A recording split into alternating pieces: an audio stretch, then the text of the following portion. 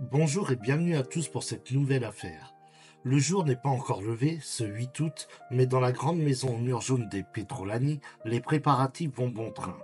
Chiara descend sa lourde valise dans l'escalier, tandis que ses parents ferment les volets, coupent l'eau et l'électricité. Dans la cuisine, son frère somnole à moitié devant sa tasse de café, en attendant le départ. Le père, un entrepreneur de la région de Parme, en Italie, a décidé d'offrir à sa femme et à ses deux enfants un beau voyage aux États-Unis. 15 jours à se balader entre New York, Chicago et Miami. C'est une grande première pour Chiara qui, à 21 ans, n'est encore jamais allée aussi loin. L'étudiante à la silhouette longiligne saute, à 5h30, dans le taxi qui embarque toute la famille vers l'aéroport. Malgré la courte nuit qu'elle vient de passer, elle est aussi joyeuse et fraîche que d'habitude. Qui imaginerait que cette jolie jeune fille aux yeux verts vient de commettre, 24 heures plus tôt, un meurtre de sang-froid? Le second en l'espace d'un an et demi? Le lendemain du départ des Petrolani pour New York, la grand-mère vient s'installer dans leur maison de Traverstolo, un coin de banlieue tranquille. Elle doit garder les lieux en leur absence. Et la voilà qui débarque avec ses deux chiens, lesquels ne tardent pas à gambader dans le grand jardin. Tout cela démarre fort joyeusement. Mais en fin de matinée, l'un d'eux déterre quelque chose derrière un parterre de fleurs et vient le déposer aux pieds de sa maîtresse. Bien que couverte de boue et de sang, la chose est aisément identifiable. C'est le cadavre d'un nouveau-né. La grand-mère, sous le choc, alerte immédiatement la police. En moins d'une vingtaine de minutes, la maison est cernée de véhicules. On trouve, près de la tombe improvisée de l'enfant, les restes d'un sac de jardinage biodégradable, ainsi qu'une serviette de bain jaune trempée de sang. Le légiste relève que le cordon ombilical du bébé, long d'une dizaine de centimètres, a été coupé sans être clampsé. Autrement dit, le pauvre petit est mort en se vidant de son sang, vraisemblablement dans les minutes qui ont suivi sa naissance. En attendant de pouvoir joindre les vacanciers à New York, les policiers perquisitionnent la maison. Surtout, ils effectuent des prélèvements ADN afin d'identifier, éventuellement, la mère ou le père du bébé. Et puisque la mère de famille approche de la cinquantaine, c'est tout naturellement sa fille, Chiara, qui fait figure de suspect numéro un. Mais comment croire une chose pareille? De la vie de tous, Chiara Petrolani est une jeune femme tout ce qu'il y a de plus équilibré. Étudiante en droit, elle gagne sa vie en faisant du babysitting. Et le moins que l'on puisse dire, c'est qu'elle est très demandée. Les familles se battent littéralement pour qu'elle garde leurs enfants. Les gamins l'adorent. D'une grande douceur, Chiara est en outre dotée d'une patience d'or. Difficile de l'imaginer en train de tuer froidement un nouveau-né. On interroge les proches de l'étudiante. Quelqu'un avait-il remarqué des changements dans son comportement? Dans son apparence physique? Car enfin, une grossesse, ça ne passe pas inaperçu. D'autant que Chiara est du genre bradille. Mais non, ces derniers mois, apparemment, elle était aussi svelte que d'habitude. Elle portait les mêmes vêtements moulants, fumait de temps à autre une cigarette, buvait de l'alcool. Bref, elle menait sa vie habituelle. Alors un déni de grossesse? Emmanuel, le petit ami de Chiara, affirme n'avoir lui-même rien relevé d'anormal. Et il est formel. Si Chiara s'était trouvée enceinte, il s'en serait forcément aperçu. Il l'a vue pour la dernière fois la veille de son départ pour les États-Unis, et elle semblait tout à fait normale.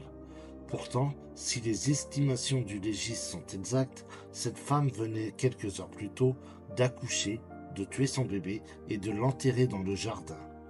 Un scénario qui va bientôt se confirmer. Les analyses ADN démontrent que Chiara est bien la mère de l'enfant. Les enquêteurs choisissent d'attendre le retour de la famille pour cueillir leur cliente.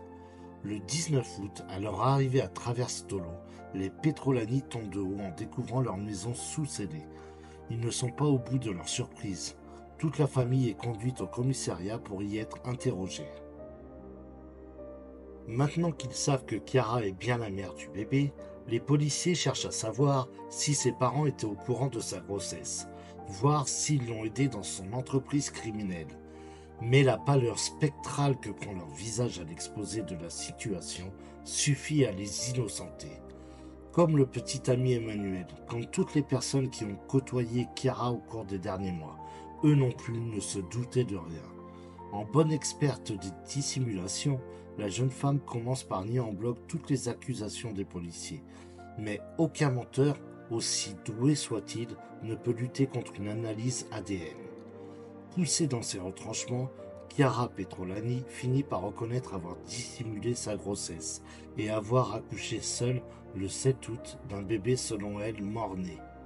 Elle a choisi de l'enterrer dans le jardin, précise-t-elle, afin de le garder près d'elle. Mais ce récit s'oppose là encore à l'implacable vérité de la science. L'enfant était forcément vivant à sa naissance. Sa mort est due à une hémorragie massive causée par la coupure du cordon ombilical. Autrement dit, il a été tué. Et ce n'est pas le seul point sur lequel Chiara préfère cacher la vérité. En se penchant sur l'historique de ses recherches internet, les policiers font de très intéressantes découvertes.